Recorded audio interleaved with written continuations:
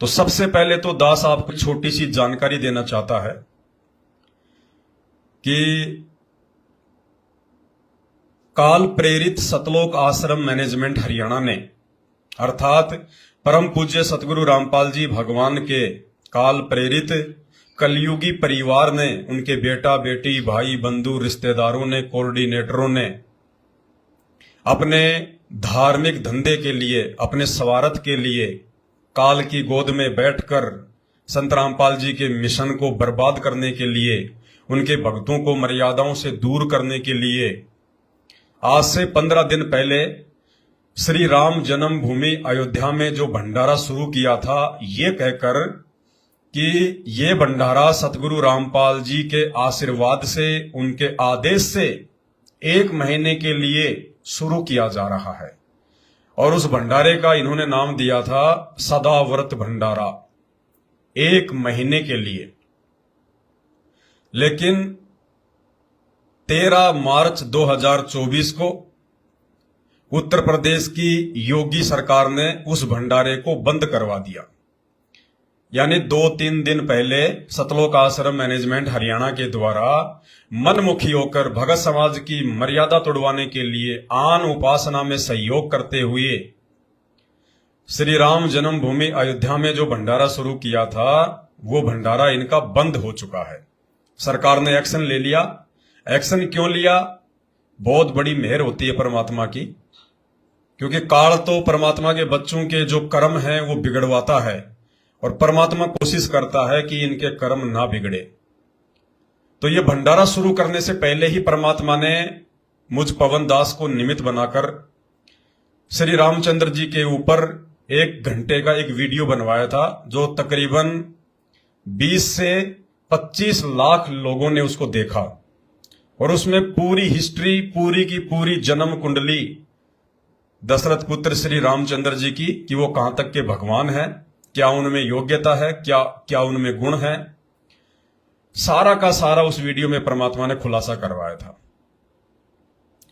वो वीडियो सरकार के हाथ लग गया, या कोई भी ऐसा व्यक्ति जो अपने आप को राम भगत कहता है, उन तक वो वीडियो पहुंच गया, और उन व्यक्तियों के मार्फत सरकार ने वो भंडारा बंद करवा दिया कि भाई जब आपके और हमारे विचार ही नहीं मिलते, जब आपके गुरुदेव सतगुरु रामपाल जी श्री रामचंद्र जी की पूजा नहीं करवाते हैं, जब वो श्री रामचंद्र जी को पूर्ण परमात्मा मानते ही नहीं हैं, आपके सतगुरु रामपाल जी पाखंड पूजा के विरोध में हैं, आपके सतगुरु रामपाल जी मंदिर निर्माण के विरोध में हैं, आपके सतगुरु रामपाल जी इन बेजान मुर्दा मूर्तियों के विरोध में हैं, तो फिर आप लोग अयोध्या में आके क्यों भंडारा लगा रहे हो? आप लोगों को क्या लेना देना? फिर हम लोग चाहे पाखंड पूजा करें, चाहे मूर्ति को पूजें, चाहे जो मर्जी करें, फिर आप लोग अयोध्या में आके भंडारा क्यों लगा रहे हो, जब आपके और हमारे विचार ही नहीं मिलते?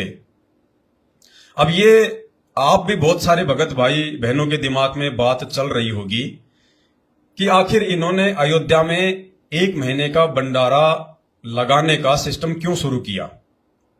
भाई और बहनों, चक्कर क्या है, अगर इनको आश्रम चलाने हैं तो इनको एक ट्रस्ट बनाना पड़ता है। बिना ट्रस्ट के आश्रम नहीं चल सकते, और यदि आप कोई ट्रस्ट बनाओगे तो आपने उस ट्रस्ट के नियम कायदों के अनुसार ही चलना पड़ेगा। और आप सबको पता है कि मर्यादा इन लोगों की शेष है नहीं। भक्ति और भगवान के विषय में ये सतलोक आश्रम मैनेजमेंट हरियाणा वाले कुछ जान नहीं पाए, पहचान नहीं पाए, सतगुरु रामपाल जी के ज्ञान को ये लोग समझ नहीं पाए।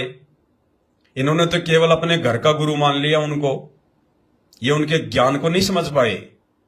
तो संत रामपाल जी को कहां से समझ पाएंगे? उनके विचारों को ये गहनता से कहां से समझ पाएंगे? तो इन्होंने क्या किया कि बीजेपी सरकार को खुश करने के लिए, प्रसन्न करने के लिए इन्होंने अयोध्या में यह भंडारा शुरू किया था। क्योंकि हरियाणा में बीजेपी की सरकार है, उत्तर प्रदेश में बीजेपी की सरकार है, राजस्थान में बीजेपी की सरकार है, यानी जहां जहां इनके आश्रम हैं वहां वहां पर बीजेपी की सरकार है। अब अगर ये लोग बीजेपी की चापलूसी ना करें, बीजेपी की चाटुकारिता ना करें, ये लोग अगर ये ना दर्शाएं कि हम बीजेपी के साथ में हैं, तो इनके आश्रम नहीं चल सकते। इसलिए इन लोगों ने अयोध्या में बीजेपी सरकार को खुश करने के लिए, उनको दिखाने के लिए कि भाई देखो हम भारतीय जनता पार्टी के साथ में हैं और हम लोगों ने श्री रामचंद्र जी के लिए आप जो मंदिर बना रहे हो, जो पाखंड पूजा को आप जी बढ़ावा दे रहे हो, शर्म की बात है। देश का प्रधानमंत्री यदि खुद पाखंड में सहयोग करने लग जाए, पाखंड को बढ़ावा देने लग जाए, आम जनता का क्या होगा। और ऊपर से संत रामपाल जी के वो भगत जिनको आधार बनाकर संत रामपाल जी ने अपने इस तत्व ज्ञान को, अपने मिशन को आगे बढ़ाने की सोची, वो निकम्मे भगत अगर उस पाखंड में सहयोग देने लग जाए तो भाई क्या होगा। तो इन्होंने अपने इंटरेस्टों को चलाने के लिए, इन आश्रमों को चलाने के लिए, बीजेपी सरकार को खुश करने के लिए इन्होंने ये ड्रामा रचा था। बाकी भक्ति से तो कोई लेना देना है ही नहीं। भाई जब हमारे गुरुजी ने श्री रामचंद्र जी की, श्री कृष्ण जी की, ब्रह्मा विष्णु महेश की एडी से लेकर चोटे तक पूरी हिस्ट्री दुनिया के सामने रख दी कि ये तो दो कोटि के जीव हैं, ये तो आप और हमारी तरह जीव हैं, आत्माएं हैं, ये परमात्मा नहीं है। ये खुद 84 लाख योनियों में जाते हैं, गधे कुत्ते सूअर बनते हैं, नरक भोगते हैं। ना जाने इनके जैसे कितने राम और कितने श्री कृष्ण धरती पे आके वापस चले गए। पूरी हिस्ट्री सतगुरु रामपाल जी भगवान ने शास्त्रों से निकाल कर रख दी। और इनकी पूजा करने वाला जो है वो नरक में जाता है, 84 लाख योनियों में जाता है। श्री राम और श्री कृष्ण खुद अपना जन्म और मरण का रोग समाप्त नहीं कर पाए। भाई त्रेता युग में श्री रामचंद्र जी को बाली ने जब ये कहा कि आज आपने जो मुझे धोखे से मारा है इसका बदला कब दोगे, तो श्री रामचंद्र जी अर्थात विष्णु जी ने कहा कि द्वापर युग में मैं श्री कृष्ण के रूप में जन्म लूंगा। उस समय ये टिट फॉर टैट्स होगा, उस समय अदला बदला होगा। तो रामचंद्र जी जो त्रेता में जन्म लेके आए थे राजा दशरथ के घर में, अगर उनकी मुक्ति हो जाती, अगर उनके त्रेता युग में ही उनका मोक्ष हो जाता, उनकी मुक्ति हो जाती, तो द्वापर में क्यों धक्के खाने आता भाई, क्यों श्री कृष्ण रूप में आता वो। और गीता जी में सतगुरु रामपाल जी भगवान ने साफ साफ अध्याय नंबर 4 श्लोक नंबर 5 और 9 में स्पष्ट दिखा दिया कि अर्जुन तेरे और मेरे बहुत सारे जन्म हो चुके हैं, तू नहीं जानता, मैं जानता हूं। मेरी जन्म और मृत्यु अलौकिक है। सब कुछ हिस्ट्री दिखा दी सतगुरु रामपाल जी भगवान ने। लेकिन इन लोगों ने तो संगत के कर्म फुड़वाने हैं। क्योंकि देखो इस सृष्टि में दो ही शक्ति हैं, एक तो काल और एक ये दयाल। काल तो है ब्रह्मा विष्णु महेश का पिता, ज्योति निरंजन, अलख निरंजन, जो सबके सामने नहीं आता, ब्रह्मा विष्णु महेश के माध्यम से अपना पूरा जो है वो काम कर रहा है। और दूसरा है दयाल, वो दयाल है सतगुरु रामपाल जी भगवान, जो आज धरती पर प्रकट हैं, आए हुए हैं। दो ही शक्तियां, तीसरी शक्ति नहीं है। तो जब दयाल 8 सितंबर 1951 से प्रकट होकर अपना काम कर रहा है, तो काल चुपचाप कैसे बैठेगा। अब काल की एक मजबूरी है कि काल सबके सामने नहीं आता, वो गुप्त है, उसने सौगंध खा रखी है कि वो शरीर रूप में किसी के सामने प्रकट नहीं होगा अपने वास्तविक रूप में। इसलिए वो अपने एजेंटों के माध्यम से अपना सारा काम करता है। और एजेंट वर्तमान में उस काल में संत रामपाल जी के कलयुगी परिवार को, सतलोक आश्रम मैनेजमेंट हरियाणा को, इन कोऑर्डिनेटरों को बना रखा है। तो भाई और बहनों, बहुत सावधानी से हमने भक्ति मार्ग पर आगे बढ़ना है। तो इन्होंने तो अपना धंधा करना है और हमने भाई भक्ति करनी है, परमात्मा को प्रसन्न करना है। इसलिए हमने वही काम करने हैं जो काम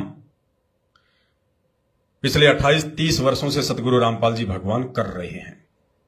और उनके आदेश अनुसार, उनके सत्संग रूपी आदेश अनुसार अब आप और हम भगत भाई बहन कर रहे हैं। यानी सच्चाई का प्रचार, झूठ और पाखंड के ऊपर चोट, ये केवल सतगुरु के हंस ही मार सकते हैं, अन्य किसी के बस की बात नहीं है। बाकी तो उस काल की पाखंड पूजा में सहयोगी बन सकते हैं, अपने और संगत के कर्म फोड़ सकते हैं। तो इन्होंने गुरुजी का नाम लेकर, क्योंकि देखो जो भी काम ये लोग करते हैं गुरुजी का नाम लेके करते हैं। क्यों? क्योंकि काल ने यही तो कहा था कि जाओ जोग जीत संसारा, जीव न माने कहा तुम्हारा, तुम्हारा नाम ले वाद बढ़ाऊं, या विद जीवूं को भटकाऊं। कि तेरा नाम ले लेके मैं इन भोली भाली भगत आत्माओं को भ्रमित करूंगा, तेरा नाम लेके। तो आज सतलोक आश्रम मैनेजमेंट हरियाणा जो भी संत रामपाल जी के ज्ञान के विरुद्ध होकर कर्म कुकर्म करता है, हर कर्म कुकर्म में बीच में नाम किसका डालेगा? संत रामपाल जी का। ये गुरु जी का आदेश है, गुरु जी का आदेश है। अब आप साथ संगति से जुड़े हुए भगत भाई बहन विचार करो। बाकी तो सबकी बुद्धि ऑफ है, दुनिया वालों को तो कोई लेना देना है ही नहीं हमारे पंथ से, उनको तो एबीसीडी का नहीं पता। बाकी संत रामपाल जी के जो भगत है उनमें 90% वो हैं जो बिल्कुल आंख नाक कान बंद करके बैठे हैं, वो भेड़ चाल में चलते हैं, वो गांधारी के खानदान से हैं कि हम तो जानबूझकर अपनी आंखों पे अज्ञानता की काली पट्टी बांध के रहेंगे, हमने तो अपना और अपने परिवार का सत्यानाश करवाना है, हम ये पट्टी उस समय खोलेंगे जब महाभारत का युद्ध समाप्त हो लेगा। तो मैनेजमेंट की भी ये बातें समझ में नहीं आएंगी, सिर्फ आप और हमारे ऊपर दया बख्शी है परमात्मा ने। तो अब हम इन्हीं के शब्दों के ऊपर विचार करेंगे। इन्होंने क्या कहा जब भंडारा शुरू किया कि सतगुरु रामपाल जी के आदेश से, सतगुरु रामपाल जी के आदेश से श्री राम जन्मभूमि अयोध्या में 1 महीने का अखंड भंडारा शुरू किया जा रहा है। अब आप विचार करो, हमारे गुरुदेव कोई सामान्य इंसान, कोई सामान्य व्यक्ति, कोई सामान्य संत नहीं है। गांव धनाना, जिला सोनीपत, हरियाणा का कोई जाट नहीं है। ये तो लीला करनी पड़ती है परमात्मा ने। जब भी परमेश्वर धरती पर आते हैं किसी न किसी जाति गोत्र या धर्म में तो आते ही हैं परमात्मा, लेकिन ये भी हम जानते हैं कि परमेश्वर की ना कोई जाति है, ना कोई गोत्र है, ना कोई धर्म है। मालिक का तो एक ही नारा है कि जीव हमारी जाति है और मानव धर्म हमारा, हिंदू मुस्लिम सिख ईसाई धर्म नहीं कोई न्यारा। तो परमात्मा की जाति कहां से हो जाएगी? तो इन्होंने परमात्मा को बीच में डाल के उनका आदेश बताकर, ताकि संगत हमारा विरोध ना करे, कोई हमारे से सवाल जवाब ना करे, तो काल ने एक षड्यंत्र के तहत, सूझबूझ के तहत संत रामपाल जी को बीच में डाल के कि भाई गुरु जी का आदेश है और अयोध्या में 1 महीने का भंडारा लगाना है। अब विचार करो, अगर ये आदेश 1 महीने तक भंडारे का, उस सारी सृष्टि के रचनहार परमपिता परमेश्वर अंतर्यामी भगवान जिनका वचन डिसमिस नहीं हो सकता, साध वचन पलटे नहीं चाहे पलट जाए ब्रह्मांड, वो परम संत अगर अपने मुख से कोई वचन निकाल दे, कोई आदेश दे दे, उसको टालने वाला, उसको डिलीट करने वाला, उसको एडिट करने वाला सृष्टि में कोई दूसरा माई का लाल नहीं है। तो यदि 1 महीने का अयोध्या में भंडारे का आदेश सतगुरु रामपाल जी भगवान का था, तो भाई मात्र 15 दिन में योगी सरकार ने इनके टेंट क्यों उखाड़ दिए? मात्र 15 दिन में इनके टेंट क्यों उखाड़ दिए? इसका मतलब यह सरकार तो भगवान से बड़ी हो गई। उत्तर प्रदेश की भाजपा सरकार तो फिर परमात्मा से बड़ी हो गई, जो परमात्मा के शब्द को मेट दिया, ठोकर मार दी। अगर भगवान का आदेश था 1 महीने का, तो कौन माई का लाल है जो उनके आदेश को मिटा देगा? भाई और बहनों, ये सारा खेल परमात्मा खेलते हैं। इन काल एजेंटों का ये काला चिट्ठा सामने लाने के लिए अब इनके पास जवाब नहीं है। अगर संत रामपाल जी का आदेश था तो भैया वो आदेश 15 दिन में क्यों जो है वो डिसमिस हो गया? और फिर जब इनसे कोई बात करता है कि भगत जी वो भंडारा क्यों बंद हो गया, सरकार ने क्यों बंद करवा दिया, तो क्या कहते हैं ये पता है? गुरुजी का आदेश, गुरुजी की मर्जी। भाई चालू भी गुरुजी ने करवाया और बंद भी गुरुजी ने करवा दिया। भाई गुरुजी ने बंद करवा दिया, इस बात को हम उस समय मानते जब तुम 12 तारीख को या 13 तारीख को अपना टेंट उखाड़ देते। ये टेंट तो सरकार ने उखड़वाया है। अगर गुरुजी का आदेश था कि भाई ठीक है 15 दिन हो गए बहुत है, अब तुम आ जाओ वहां से, अगर तुम हरियाणा उत्तर प्रदेश की बीजेपी की सरकार के द्वारा तुम्हारे टेंट उखड़वाने से पहले अगर तुम तंबू उखाड़ देते तो हम विचार करते कि भाई हो सकता है परमात्मा ने कहा होगा। तुम्हारी तो मजबूरी हो गई टेंट उखाड़ना, तुम्हारी तो मजबूरी हो गई सरकार के दबाव में। तो भाई और बहनों, पूरा सिस्टम काल प्रेरित है। बीच में ठोकना इन्होंने अपने गुरुजी को, अपने ऊपर नहीं लेंगे ये। और ये मालिक की बहुत बड़ी एक रजा हुई है जो परमात्मा ने दास के माध्यम से पहले ही वो श्री रामचंद्र जी पे वीडियो बनवा दिया, वीडियो काफी उन्होंने वायरल करवा दिया। वो वीडियो जो है वो प्रशासन ने देख लिया तो प्रशासन के समझ में आ गया कि भैया जब इनके और हमारे विचार ही मेल नहीं खाते, श्री रामचंद्र जी के और श्री रामपाल जी के जब विचार ही मेल नहीं खाते, अध्यात्म को लेकर इनका 36 का आंकड़ा है, तो भंडारा किस बात का, भंडारा किस खुशी में। तो सरकार ने इनके टेंट उखड़वा दिए और 1 महीने तक जो भगत भाई बहन इन काल प्रेरित लोगों को ज्योति पाठ और दान का पैसा देते हैं उन आश्रमों में,